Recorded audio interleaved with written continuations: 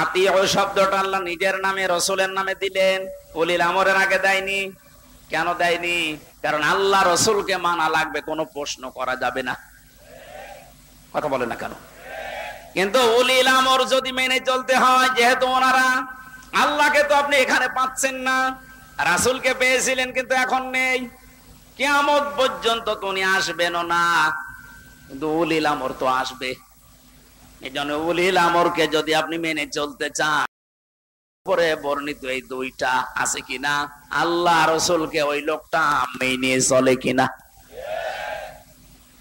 আপনি যাকে নেতা মানবেন, যার নেতৃত্বে চলবেন, যাকে আপনি নির্বাচিত করবেন, আমি এই শব্দগুলোকে বানাচ্ছি, হুয়া জিতাবাকুম, এ জিতেবা মানে নির্বাচিত করা। নির্বাচন না হলে নির্বাচিত করা যায় না। আল্লাহ তাহলে নির্বাচনের মাধ্যমে নির্বাচিত করেছেন আমাদের। কোটি কোটি মানুষেরা উম্মত হওয়ার জন্য আশা পেশ করেছিল, আকাঙ্ক্ষা, কিন্তু আল্লাহ তাদের বাছাই করেনি। আল্লাহ শুধু আমাদের মতো মানুষগুলোকে উম্মতে মুহাম্মদী নির্বাচিত করেছেন। সুবহানাল্লাহ বলতে পারেন না? মুসা নবীর মতো, ঈসা নবীর মতো এত বড় পাওয়ারফুল নবীরা আকাঙ্ক্ষা করেছিল যে আমরা নবী হয়েছি ভালো, কিন্তু নবী না হয়ে যদি মুহাম্মদুর রাসূলুল্লাহর উম্মত হতে পারতাম তারপরও ভালো হতো। আল্লাহ বলেন না। একজনেরটা কবুল হয়েছিল হযরত ঈসার, এজন্য তিনি আর নবী হয়ে না, উম্মত হয়ে। মুসা নবীর মতো এত বড় নবীর দোয়া কবুল আল্লাহ করেননি যে না তোমারটা হবে না। আপনি টের পাচ্ছেন যে নির্বাচিত হয়ে আমরা কত দামি জায়গায় আছি। বাংলার মুসলমানেরা, আজকে এই ওয়াজটা যদি আপনি বাড়ি নিয়ে যেতে না পারেন, এরকম ওয়াজ 1 বছর পরে একদিন না, প্রতিদিন 24 ঘন্টা হলেও আপনার কোনো কাজ হবে না। এই জন্য আতিউ শব্দটা আল্লাহ দেওয়ার কারণই আল্লাহ রসুলকে মানতে গিয়ে আপনি কোনো প্রশ্ন বুঝে আসুক আর না আসুক, হয়তো আপনার স্বল্প জ্ঞানে বুঝে আসছে না, কথা বলেন না কেন? তা আল্লাহ আপনার চাইতে ভালো বোঝে না, বোঝে না? কিন্তু উলিল আমর যারা, এদেরকে মানতে হলে মাস্ট বি, অবশ্যই দেখা লাগবে লোকটা আল্লাহ রসুলকে মেনে চলে কিনা। যদি মেনে চলে তাকে মানা ফরজ, যদি মেনে না চলে তাকে মানা হারাম। হযরত সাদ ইবনে আব্দুল্লাহ ইবনে আল্লাহু তাআলা আনহু বিবাহ করার পরে খোরমা বিলি করলেন, মিষ্টি বা খোরমা খেজুর। মোনাজাত কমপ্লিট হয়ে গেছে, বিয়ে শেষ, বাসর ঘরে যাবেন, হঠাৎ করে এক কাছের চিঠি নিয়ে এসেছে, ডাক দিয়ে বলে আব্দুল্লাহ খলিফাতুল মুসলিমিন হযরত ওমর চিঠিটা পাঠিয়েছে। উনি চিঠি খুললেন, ওখানে লেখা দেখলেন, ও আব্দুল্লাহ যেখানে থাকো আমি রাষ্ট্রের দায়িত্বে আছি, ওমর আমি তোমার উলিল আমর বলছি, আমি বলছি যেখানে থাকো চিঠি পাওয়ার পরে সঙ্গে সঙ্গে দেখা করো, তোমার জিহাদের ময়দানে পাঠাবো। উনি মুরব্বীদেরকে জিজ্ঞাসা করলেন, মুরব্বীরা বলে হ্যাঁ আপনি যান, কিন্তু বাসরটা শেষ করেন।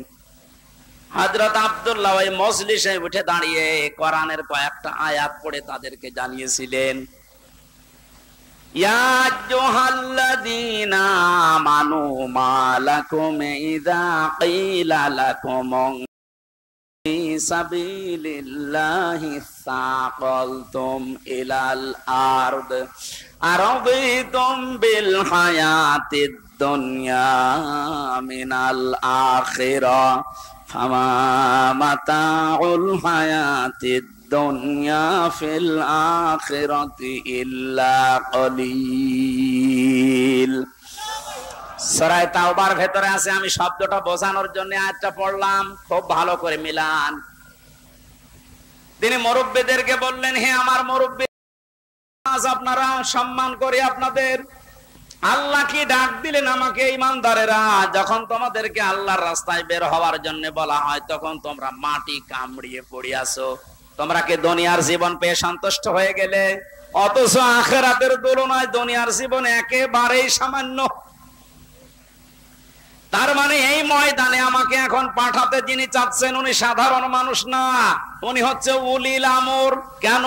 হযরত রাসূলকে মেনে চলে, এজন্য ওমরকে মানা এই মুহূর্তে ফরজ। কথা বুঝলেন? আজ আমাদের বাস্তবতা যদি আমরা এভাবে মিলাতে পারতাম যে আল্লাহ রাসূলকে যে মেনে চলে আমরা তাকে নির্বাচিত করব, আল্লাহ রাসূলকে যে মেনে চলে না ও আমার বাবা হলে ওকে আমি নির্বাচিত করব না, কারণ এটা দুনিয়ার বিষয় না, এটা সম্পর্ক আখিরাতের সাথে, নয়তো আমি ধরা খাবো। তার প্রমাণ কি? সূরা বানী ইসরাইল 15 নম্বর পারা 8 নম্বর পৃষ্ঠা 3 নম্বর লাইনের 72 নম্বর আয়াতের প্রথম অংশে আছে, বাড়িতে মিলাবেন যদি বিশ্বাস না হয়। আবার ওই লোকের মতো আবার বললেন না যে না আজকে রাজনীতি হচ্ছে। ইয়াউমা নাদউ কুল্লা উনাসিম বিইমামিহিম, আল্লাহ পাক বলেন কিয়ামতের দিন আমি প্রতিটি মানুষকে স্টেপে, প্রথম স্টেপে ডাকবে একা একা, আর দ্বিতীয় স্টেপে প্রতিটি মানুষকে আল্লাহ ডাক দেবে তার নেতার সাথে। কার সাথে? আগে নেতা, এরপরে কর্মী। এটা রেকর্ড হয়ে সারা বাংলাদেশে কালকে ছড়িয়ে যাবে। 18 কোটি মানুষের দায়িত্ব নিয়ে এখন আমি বলছি, কান খাড়া করেন দেশের মানুষেরা, কোরআনের চোখ হাদিসের চোখ লাগিয়ে দেখতে পাচ্ছি আপনি জাহান্নামে যাচ্ছেন। বলেন তো, কিয়ামতে প্রতিটি মানুষকে আল্লাহ যেহেতু তার নেতার সাথে তুলবে, যে নেতার আদর্শ আপনি মেনে চলেন, যাকে নির্বাচিত করবেন বলে আপনি ভোট দেওয়ার সিদ্ধান্ত নিচ্ছেন, আপনি নিজে থেকেই বলেন ওই লোকটা যদি কিয়ামতে আপনার সামনে দাঁড়ায় আপনি তার পেছনে, আল্লাহ তো আগে ওকে দেখবে, এরপর আপনাকে। আপনার কি মনে হয় ওর যা অবস্থা, ওর যা চরিত্র, ওর যা সুরত সিরাত মাফ করবে বলে মনে হয়? দেখলেন? বলছেন না তো এখনই ধরা খাবে।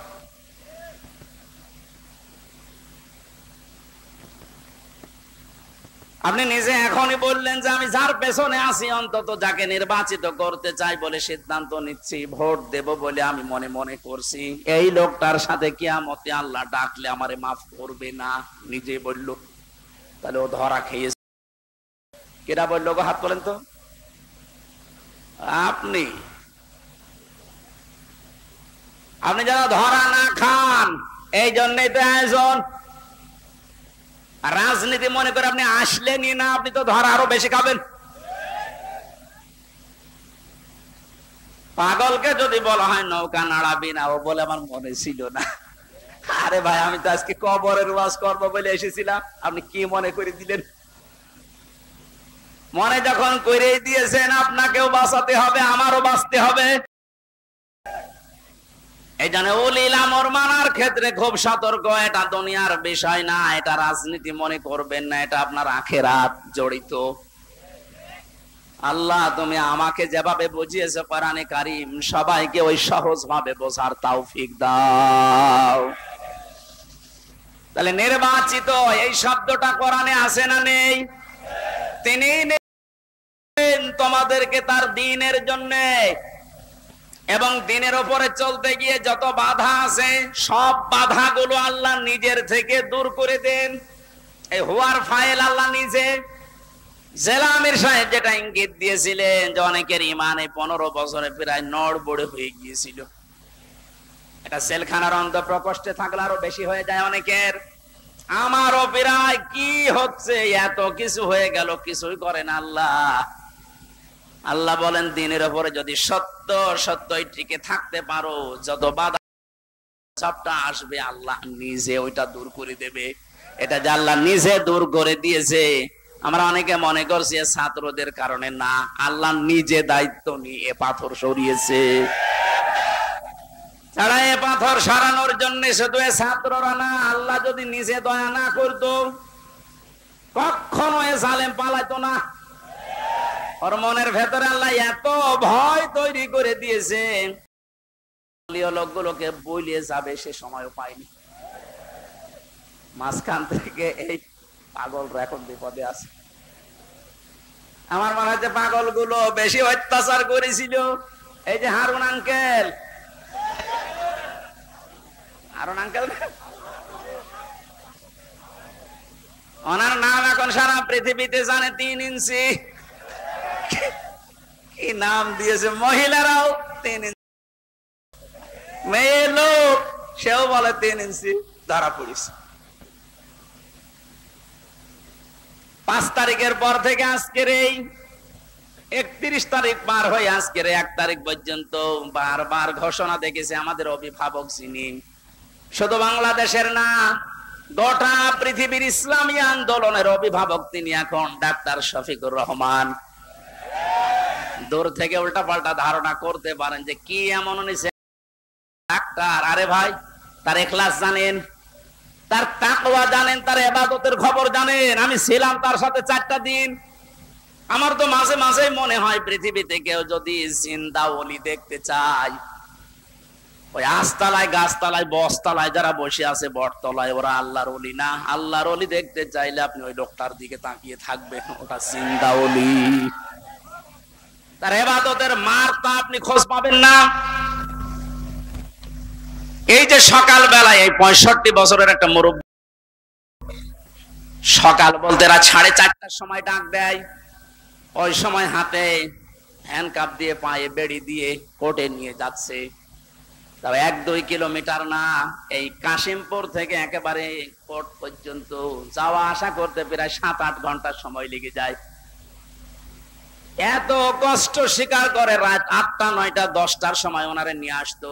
ওনার যেন দেরি হয়, যেন ওনার কষ্ট হয়। ঘরে আসার পরে দেখতাম, বলতাম, মুরব্বী খাবার খাবেন না? আমারে বলছে, হামজা ঘুমাও। পাশেই ছিলাম, মাঝে মাঝে জিজ্ঞাসা করতাম যে এত কষ্ট করে আসলেন, ঘুমাবেন না? আমারে বলছে ঘুমাও, আমি এখন কিছু সময় আল্লাহর জিকির করব, দরুদ শরীফ পড়বো।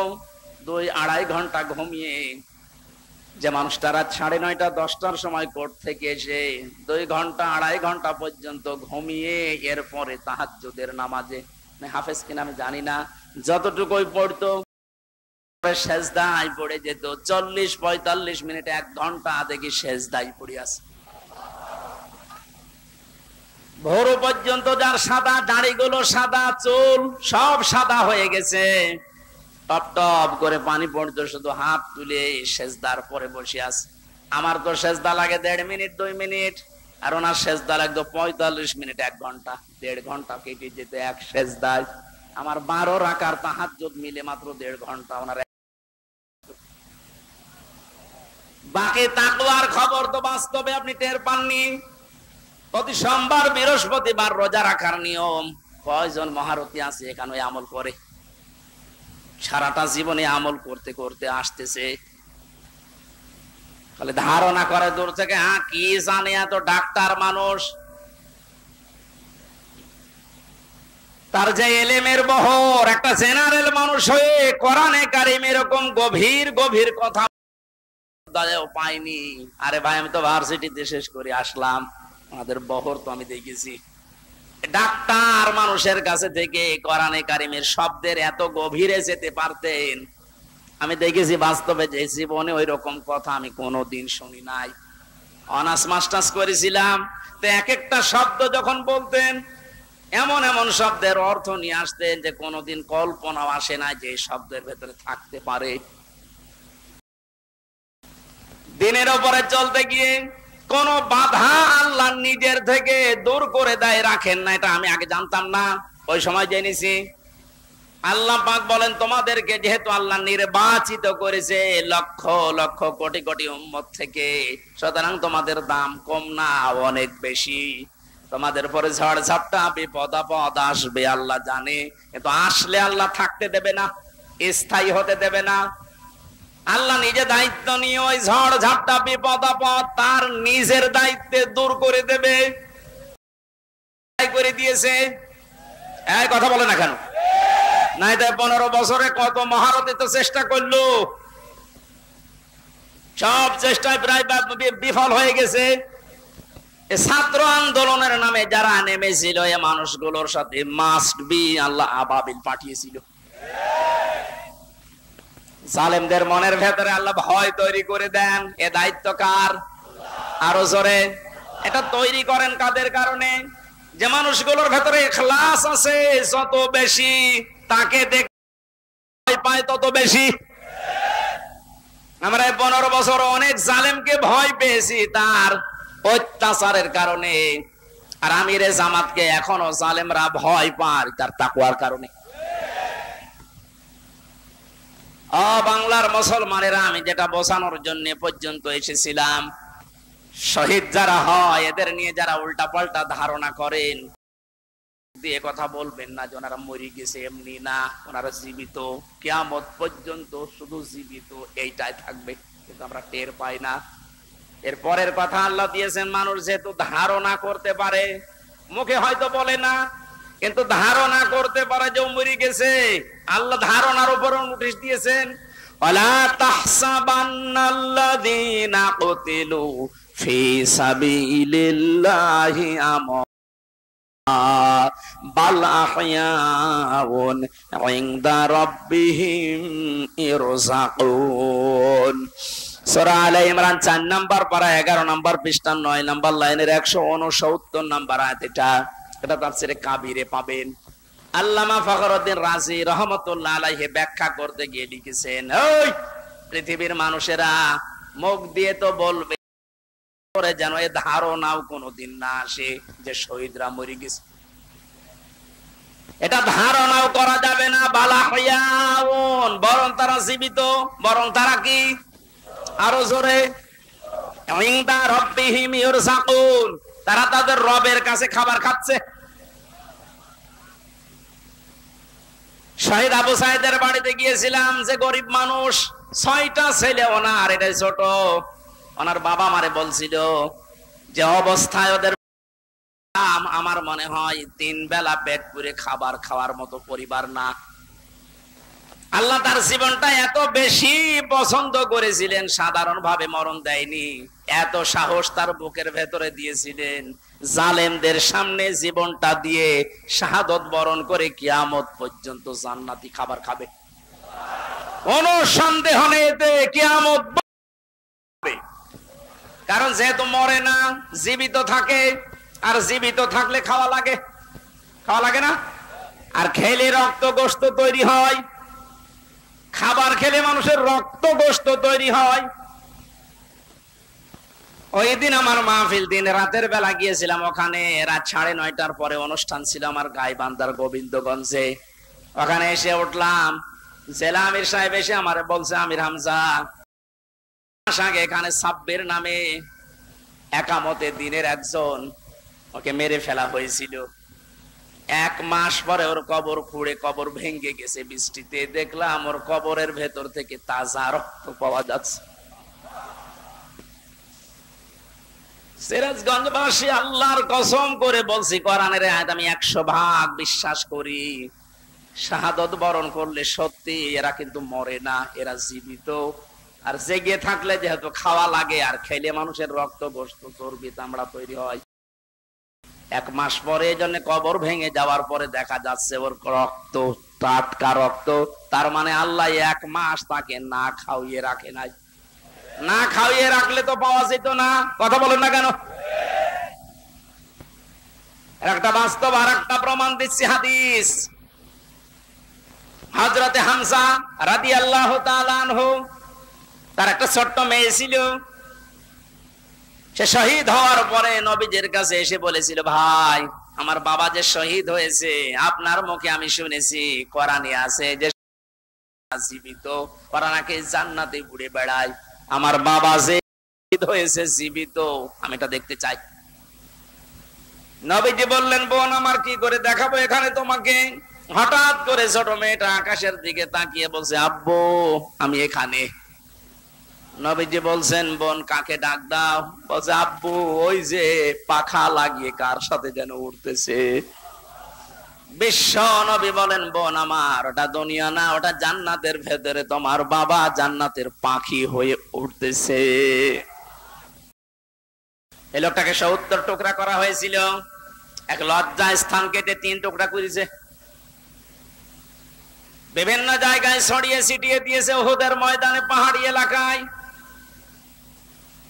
সাহাবায়ে কেরাম তার লাশ টুকরা টুকরা গুলো এনে যখন এক জায়গায় করলেন, কয়েকটা টুকরা আর পাওয়া যায়নি, এমন দূরে দূরে তারা ফেলে দিয়েছে।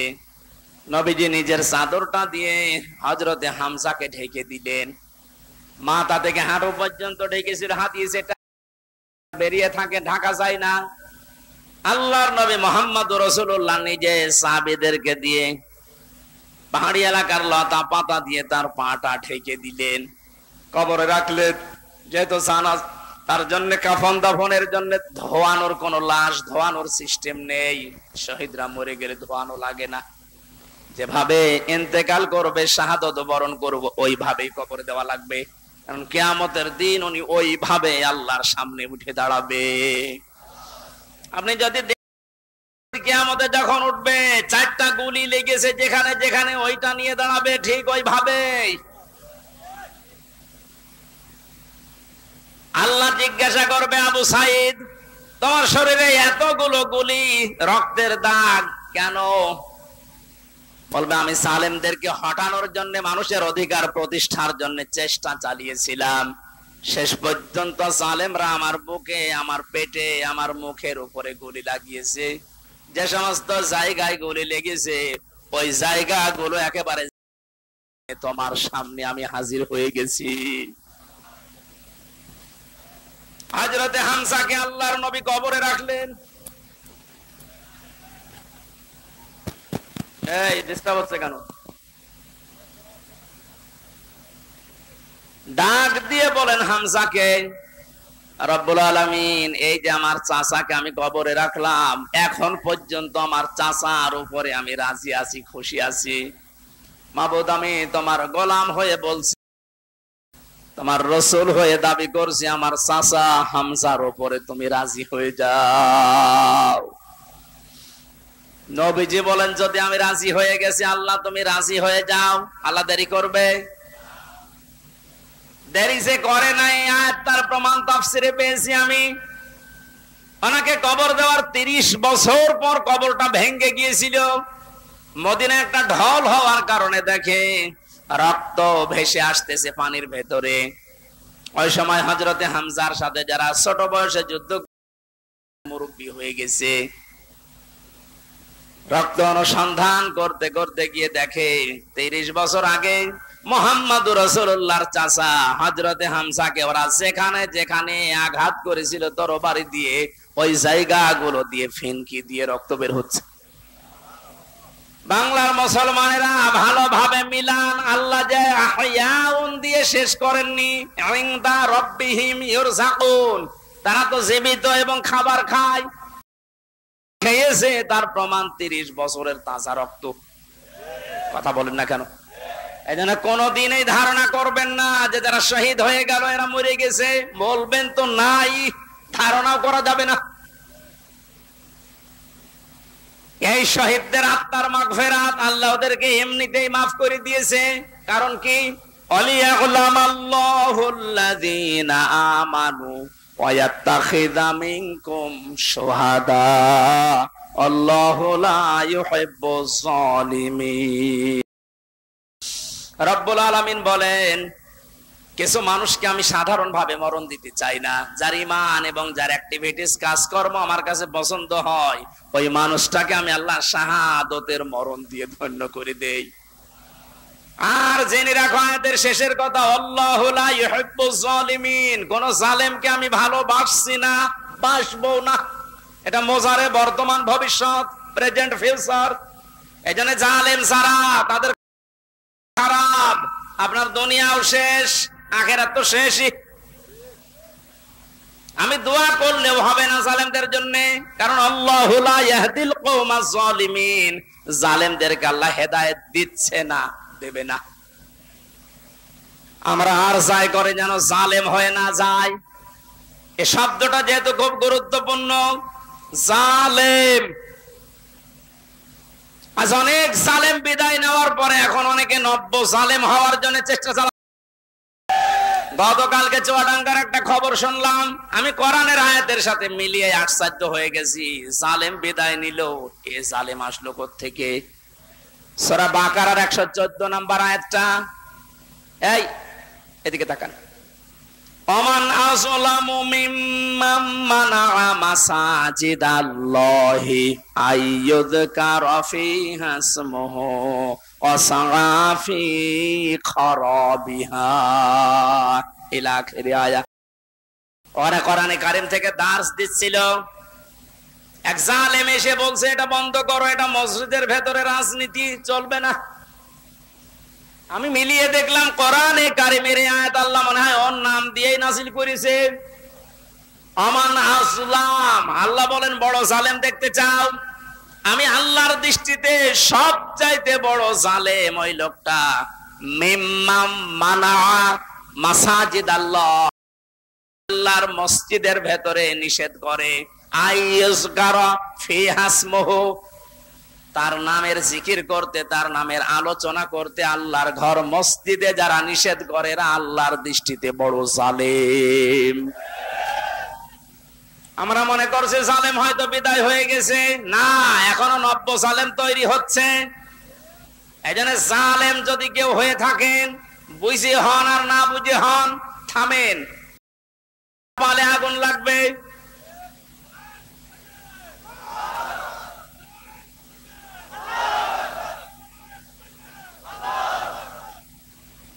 এটা সূরা শুআরার ভেতরে আছে, শেষ নাম্বার আয়াত। আল্লাহ বলেন অতি শীঘ্রই জালেমরা তাদের পরিণতি, তাদের আশ্রয়স্থল দেখতে পাবে। এই জালেমরা যেমন আজ দেখতে পাচ্ছে, এত বড় দরবেশ কেউ দেখলাম জুলুম করার ফল কি? দাড়ি কেটেও বাঁচতে পারে না। আল্লাহ বলেন জালেমদেরকে আমি ধরি, কারণ জালেমের বিরুদ্ধে আমার মামলা। কার মামলা? শব্দটা লক্ষ্য করেছেন? জালেমের বিরুদ্ধে হামজা মামলা দেবে না, জালেমের বিরুদ্ধে মামলা দেবে কে? ডাক্তার শফিকুর রহমান আজকেও ঘোষণা দিয়েছে কুষ্টিয়ায় যে আমরা সবাইকে সাধারণ ক্ষমা করে দিলাম, কিন্তু যে পরিবারগুলো অত্যাচারিত হয়েছে তারা যদি এখন অত্যাচারের প্রতিশোধ নিতে গিয়ে কিছু করে, ওইটার জন্য আমরা দায়ী না। শব্দটা তো আসলে ঠিক, কারণ ওয়াইন আকাবতুম ফাআকিবু বিমিসলি মা উকিবতুম বি। আল্লাহ বলেন যতটুকু অত্যাচারিত হয় প্রতিশোধ অতটুকু নিতে পারবা। আমার তো যতটুকু মনে হচ্ছে এতটুকু নিলেও জালেমরা দুনিয়ায় টিকে থাকতে পারবে না। আপনাকে ব্যারিস্টার আরমানের মতো 8 বছর যদি মাটির নিচে ওই কবরের ভেতরে রাখা যায়, বড় জালেম হন, এমনি মরে যাবেন। আল্লাহ তো বলেছে যতটুকু করেছে অতটুকু করো, আপনি পারবেন।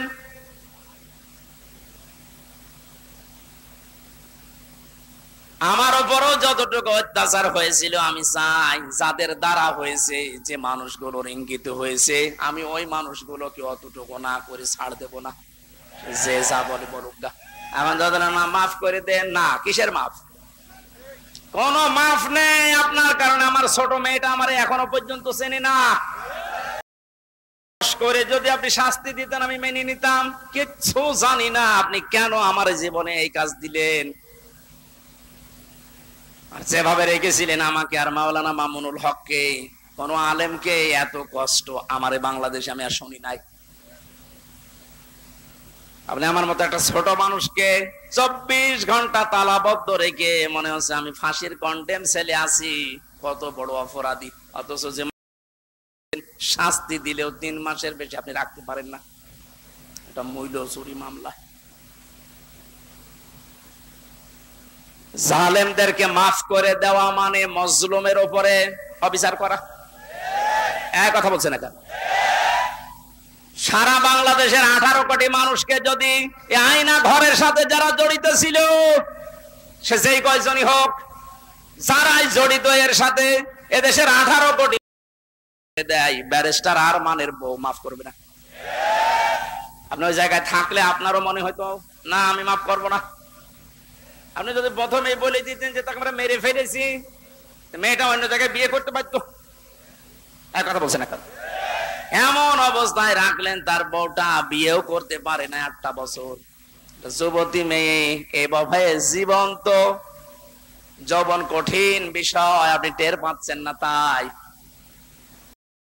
এটা ঠিক রাখা কত কঠিন বিষয় উনি পার করেছেন। আপনি বলছেন মাফ করে দিন, মাফ করে দিন। মানে আপনার মেয়ে যদি হয়তো এ কথা তো দুনিয়ার বিষয় না।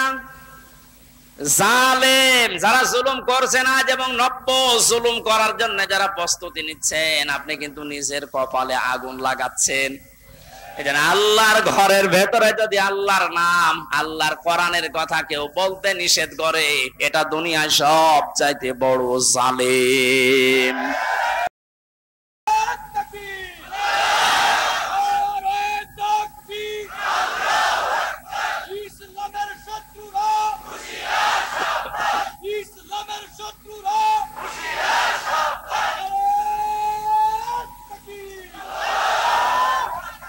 এবার একটা কঠিন আয়াত বলছি, খুব ভয়ঙ্কর এটা।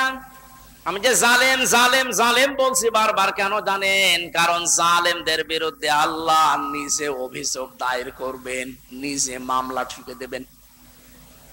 ইন্নামাস সাবিলাল্লাযীনা ইয়াযলিমুনান নাস, সূরা শুরার 42 নম্বর আয়াত প্রথম অংশে আছে।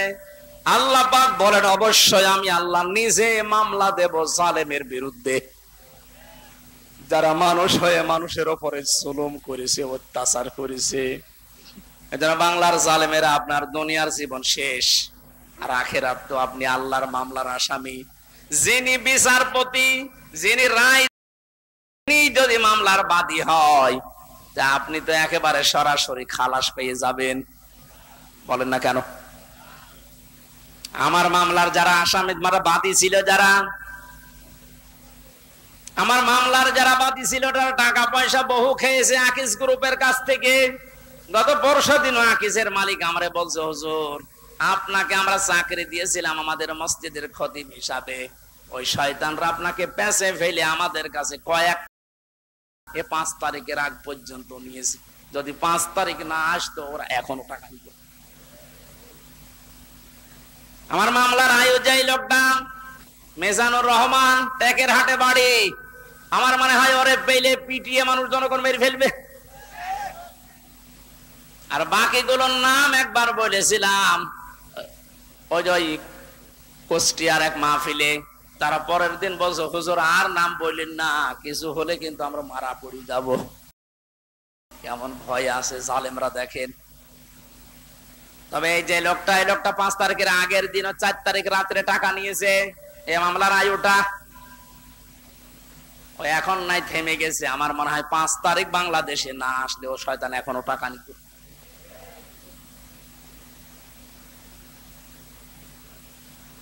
আপনারা তো আল্লাহর মামলার আসামি। আমার মামলা গত বৃহস্পতিবারে সব ঢিসমিস হয়ে গেছে, খারিজ করে দিয়েছে। বিচারপতি দেখে বলছে এটা মামলা হইলো, অথচ ওই বিচারপতি 5 তারিখের আগে বলতো এটা কিছু করা যাবে না।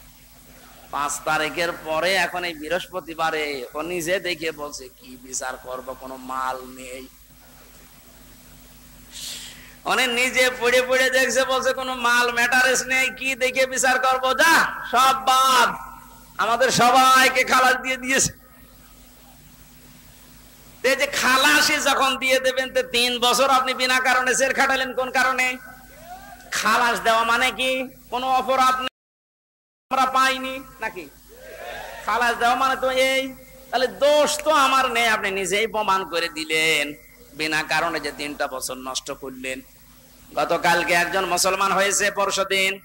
আমার মনে হয় 3টা বছরে যদি আমি বাইরে থাকতাম, এই 20 সালের আগ পর্যন্ত 53 জন মানুষ মুসলমান হয়েছিল কোরআন শোনার পর। বের হয়ে একজন হয়ে গেল। 3 বছর থাকলে আমার মনে হয় এখনো পর্যন্ত 50 জনের উপরে মানুষকে আমি জান্নাতে নিতে পারতাম। আপনি সুযোগ থেকে বঞ্চিত। এজন্য জালেম যারা, তারা হামজার মামলার আসামি না। হামজার মামলার আসামি তো হবেনই।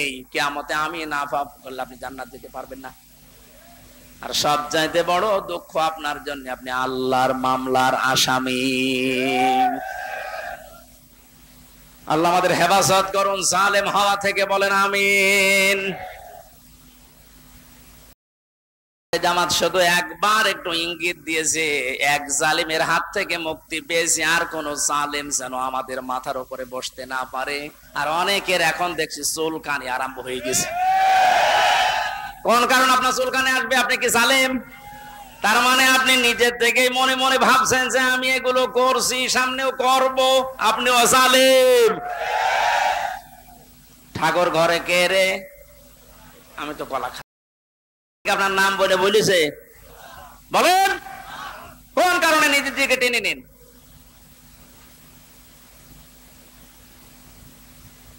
পাপ যদি পূর্ণ হয়ে যায় তখন কিন্তু আল্লাহ আর ছাড় দেয় না। ওয়ালা ইয়াহসাবান্নাল্লাযীনা কাফারু আন্নামা নুমলি লাহুম খায়রুল লিআনফুসিহিম ইন্নামা নুমলি লাহুম লিয়াজদাদু ইসমান লাহুম আযাবুম মুহিন। কাফেররা ধারণা করে আমাদের চেয়ার যে বসে আছি, ক্ষমতার চেয়ার, এর নড়ন চড়ন নেই, এটা মনে হয় আল্লাহ ভালোবেসে আমাদেরকে দিয়েছে। আল্লাহ বলেন না, ওরা মনে করে আমাদের কল্যাণের জন্য চেয়ার, আমরা যা করছি সবই তো বৈধ। আল্লাহ বলেন তোদেরকে তোদের পাপের বোঝাটা পরিপূর্ণ করার জন্য আমি আল্লাহ চেয়ারে বসিয়ে রেখেছি। ওরা সর্বশেষ পাপের বোঝা পরিপূর্ণ করেছে ইসলাম একামতে দিন, জামাত ইসলামকে নিষিদ্ধ করার মাধ্যমে। এটা না করলে পাপের বোঝা পরিপূর্ণ হচ্ছিল না। যে শয়তানগুলোর পরামর্শ এটা করেছিল, শয়তান এখন সব ডিম খাচ্ছে, সবগুলো ডিম খাচ্ছে, পচা ডিম। হ্যাঁ, কথা বলে না কেউ? লিয়াজদাদু ইসমা, ওদের পাপের বোঝা 5 তারিখের আগ পর্যন্ত, যেই করেছে 1 তারিখে, 4 তারিখের ভেতরে আল্লাহ সব কমপ্লিট করে দিয়েছে। আল্লাহুম আযাবুম মুহিন, ওদের জন্য অপমানজনক শাস্তি।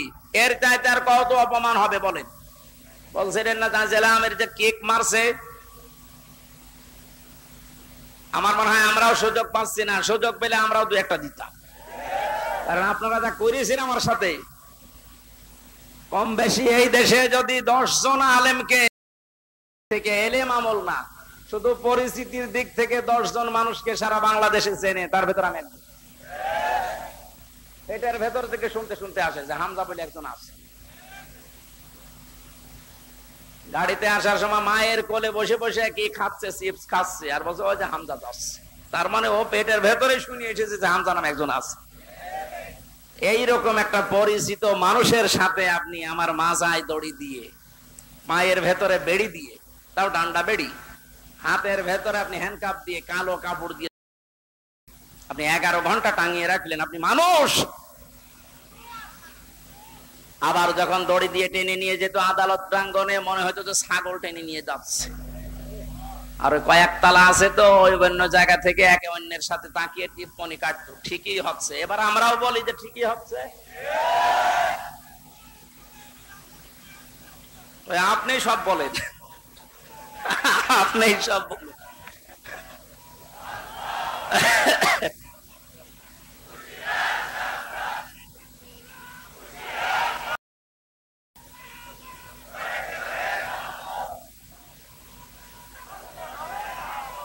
আলহামদুলিল্লাহ ভাই,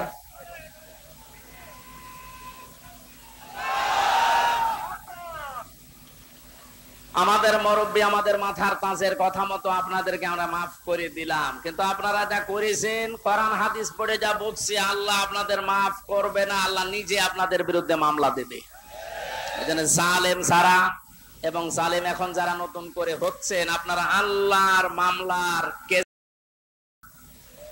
খুব গুরুত্বপূর্ণ বিষয়, এটা খেয়াল করে জীবন চালাবেন।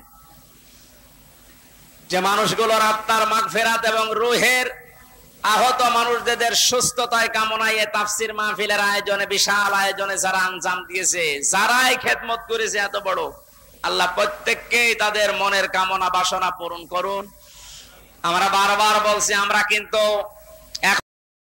জয় অর্জন করতে পারি না, আমরা শুধুমাত্র স্বাধীন হয়েছি কেবল। আমরা জুলুম মুক্ত হয়েছি, এখনো পুরোপুরি না, ষড়যন্ত্র তো থেমে নেই। এই জন্য আসল বিজয় হবে তখন যখন দেখব কোরআনে কারিম দিয়ে 56,000 বর্গ মাইল চলছে। কারণ এই দেশটায় 53 বছরে বাবা চালিয়েছে, স্বামী চালিয়েছে, চাচা চালিয়েছে, বুবু চালিয়েছে, ভাবি চালিয়েছে, সবই আমি না দেখিয়ে মুরব্বীরা দেখিয়েছে। এক কথা বলে না কেন? শুধুমাত্র এখন দেখতে এইটা দিয়ে চললে কেমন লাগে। এইটা দিয়ে যেন সংসদ চলে, দেশটা চলে, দেখতে চান না?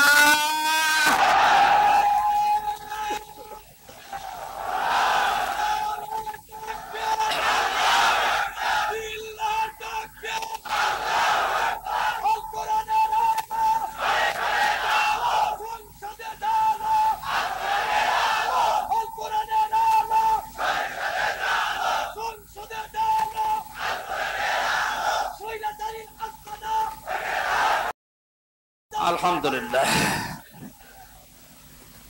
অনেককে এখন এই নতুন একটা পায়তারা আজ 2 দিন থেকে শুনছি আরম্ভ করেছে যে ইসলাম যদি যায়, এরা ভুলভাল আপনাদেরকে বোঝাচ্ছে, যদি ইসলাম যায় মেয়েরা আপনারা কিন্তু আবার ঘরবন্দি হয়ে যাবে।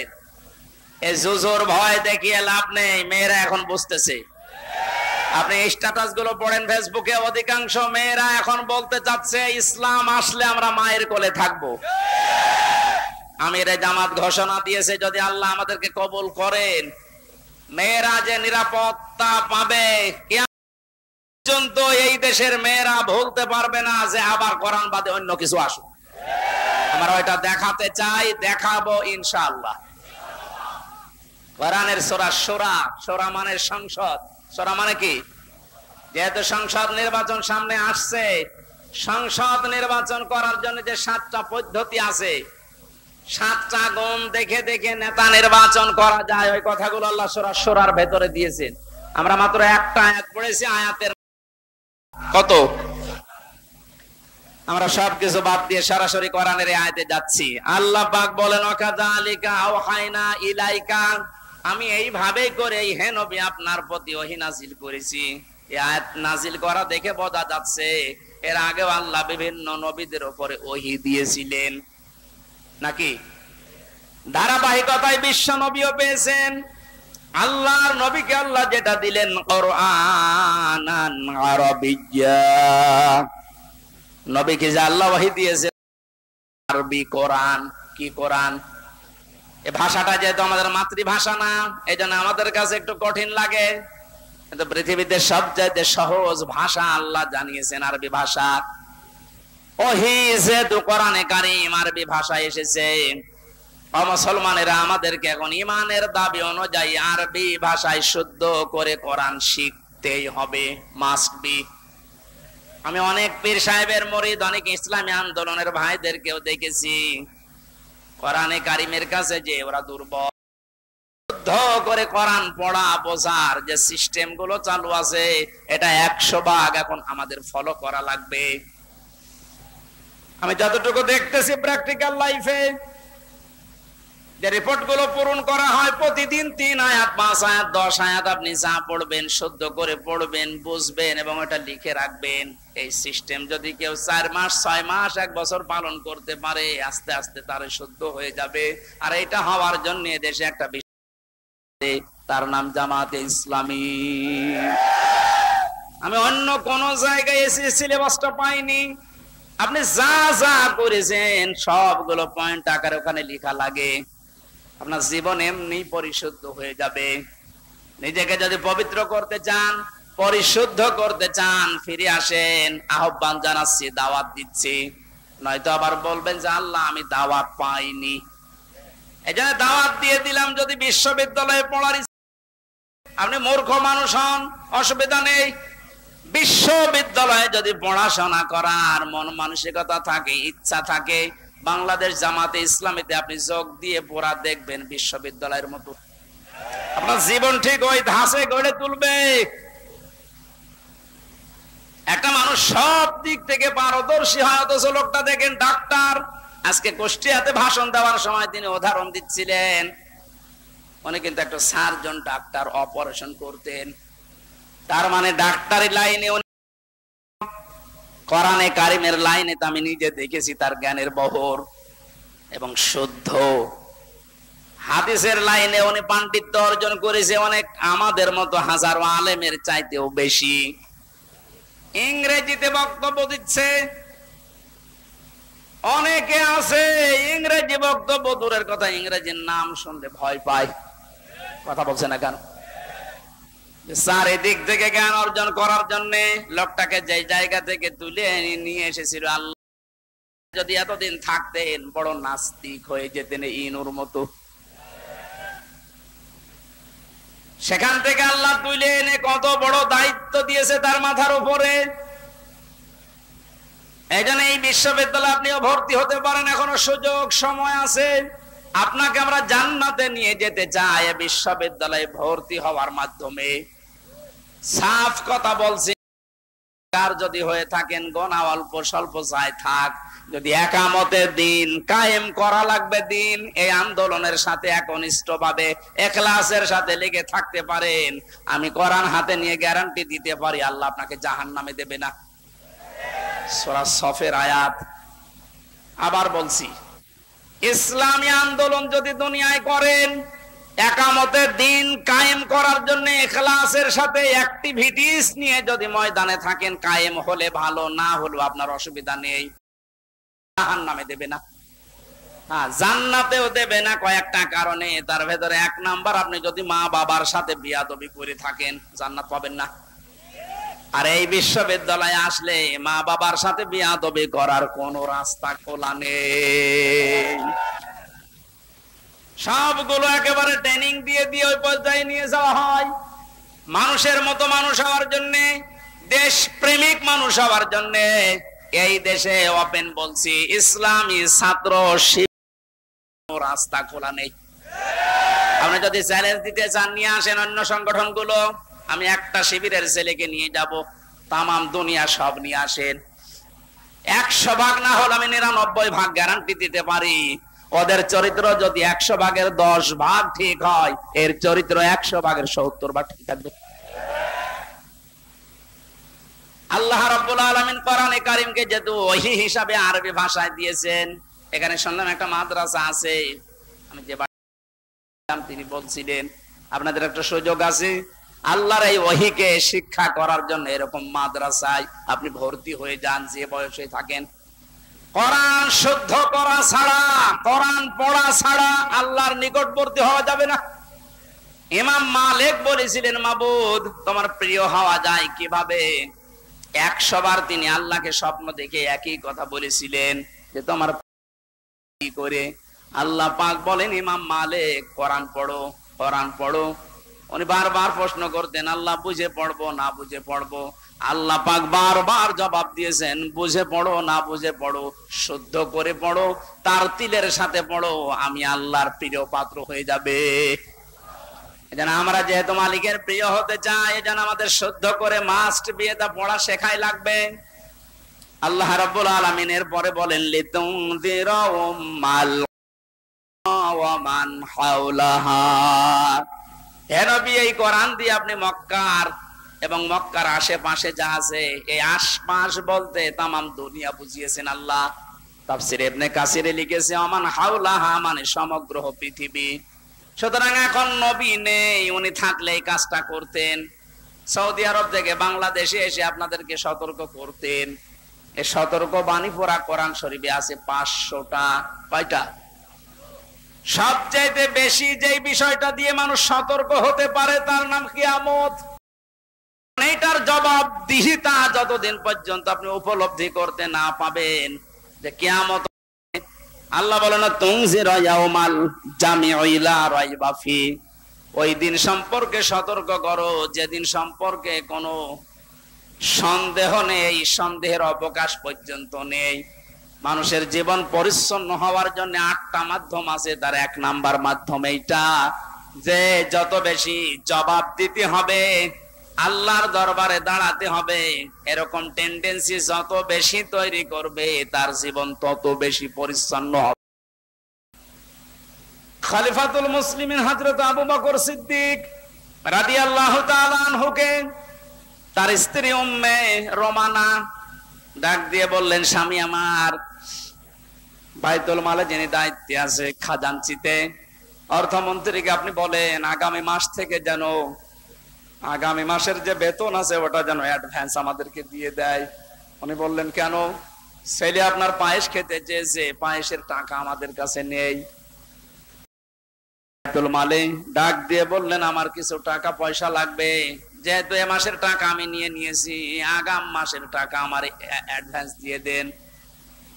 বাইতুল মালে যিনি দায়িত্বে ছিলেন তিনিও ওই রকমই তেল মারা মানুষ না।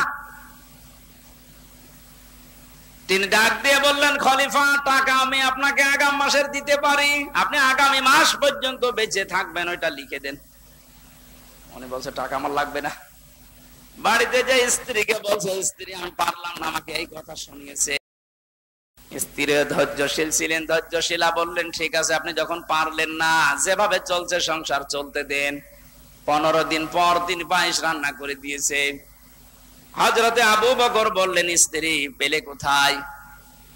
আপনাকে বলেছিলাম, আপনি তো অপারগতা প্রকাশ করলেন, আপনি পারেননি। আমি প্রতিদিন 1 মুঠ 1.5 মুঠ করে তুলে রাখতাম এই আটা চাউল যাই বলেন। এই 15 দিন তুলতে তুলতে প্রায় 2 কেজি হয়ে গেছে। ওটা পাশের বাড়িতে বিক্রি করে আমি আজকে এই পায়েসের ব্যবস্থা করেছি, কোনো উল্টা। উনি বললেন ঠিক আছে সন্তান আব্দুল্লাহ, ভালো করে খাও।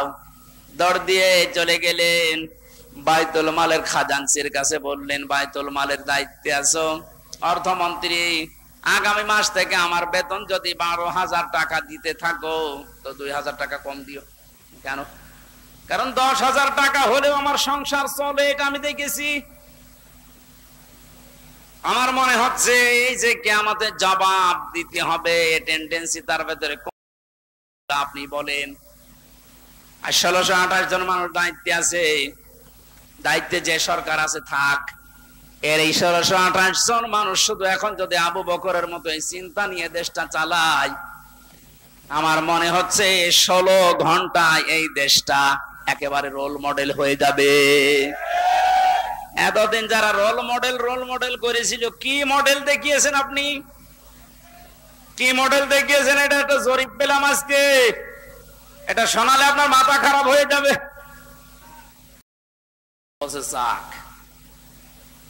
2009 সালে পিলখানার নির্মম হত্যাকাণ্ড, আমার সাথে 1500 জন মানুষের, তার ভেতরে আমার মনে হয় 900 মানুষকে তো আমি পরিচয় করেছিলাম বিডিআর বিদ্রোহের নাম দিয়ে। এই 14-15 বছর বেকার তারা জেল খাটতেছে, কিচ্ছু জানে না, এমনও মানুষ আছে। পঞ্চগড়ে এক মুরব্বির সাথে পরিচয় ছিল, বলছে আমি রিটায়ার্ড করবার 1 মাস পরে, অথচ 15 বছর 14 বছর আমি জেলে আছি। 2000 কর্মীদের শাপলা চত্বরে যে নির্মম হত্যাকাণ্ড, 2014 সালে একক নির্বাচন, 2018 সালে কোটা আন্দোলনকারীদের নির্মম নির্যাতন, 2018 সালে নিরাপদ সড়ক আন্দোলনকারীদের নির্মম নির্যাতন, 2018 সালের নির্বাচনে গায়েবী ভোট, বিরোধী দলীয় নেতা কর্মীকে গুম, খুন, হত্যা এবং আয়নাঘর, 11 লক্ষ কোটি টাকা বিদেশে পাচার, দরবেশি 36,000 কোটি টাকা, এটা 11 লক্ষ কোটি। দলীয় প্রয়োজনে পুলিশকে ব্যবহার, বাক স্বাধীনতা কেড়ে নেওয়া, সর্বশেষ 2024 সালে কোটা আন্দোলনের নামে গণহত্যা। এর একটা অস্বীকার করতে পারবেন? আমি দেয়নি, বিবিসি দিয়েছে জরিপটা।